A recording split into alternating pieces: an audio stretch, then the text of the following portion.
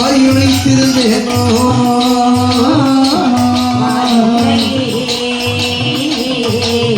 அங்கே சொல்ல தொல்லை அது சந்தத்துக்கு இல்லாத பாவம்.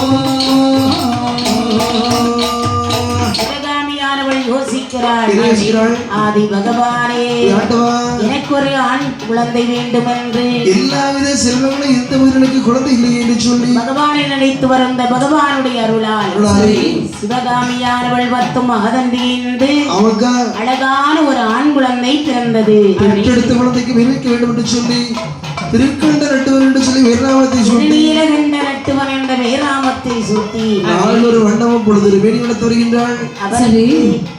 வேறிட்டு வளர்த்து வருகின்றார்கள். 7 வயது அடைகிறான். குருகுலத்துக்கு அனுப்புகின்றாள். ஆனால் கல்வியில நாட்டமல்ல.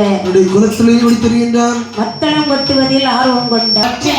இறந்து விட்டால் அதனாலே மோட்சமே. இறந்து விட்டால் அதனாலே மோட்சமே. இறந்து விட்டால் அதனாலே மோட்சமே.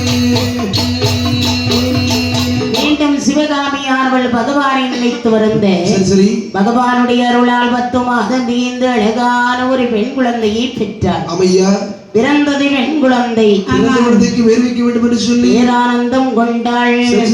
பெற்றனளே பெற்றனளே பெண் பிள்ளைதான்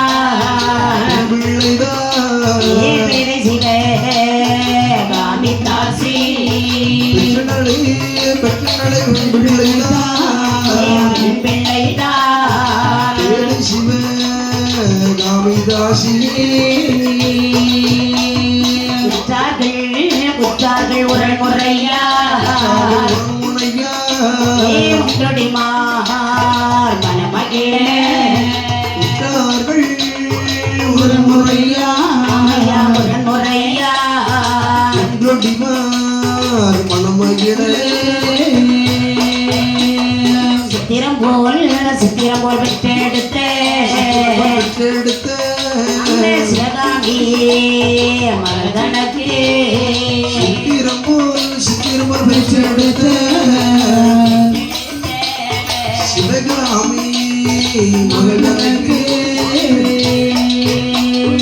அந்த குழந்தைக்கு சிவகாமிக்கு பிறந்த மகள் லட்சுமி என்ற வேர்நாமத்தை சூட்டி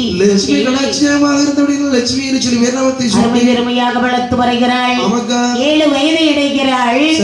குருகுலத்துக்கு அனுப்புறாங்க. பொன்பணிகள் எல்லாம் அலங்கரித்தார்கள். இப்படி எப்படி பாருங்கள். காலுக்கு வீரரண்டை கைக்கோ நல்ல கடகமிட்ட தோளுக்கு முறுக்கு வளை